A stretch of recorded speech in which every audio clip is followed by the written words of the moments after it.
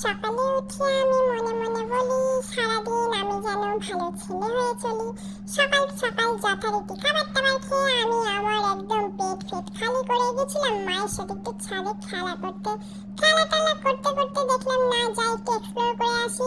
হ্যাঁ, ওখানে একটা জিনিস আছে, কিন্তু মা এখন আছে যেহেতু তাই মায়ের সামনে নেওয়া যাবে না, তাই একটু নাটক শুরু করি।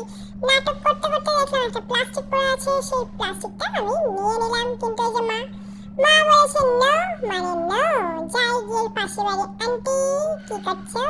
না, আন্টি তো নেই। দেখি ওদিকে কি হচ্ছে। আরে, মা তো এখন অন্যদিকে বিজি আছে। আর এই সুযোগে আমার কাজটা সেরে ফেলতে হবে। যাই যাই।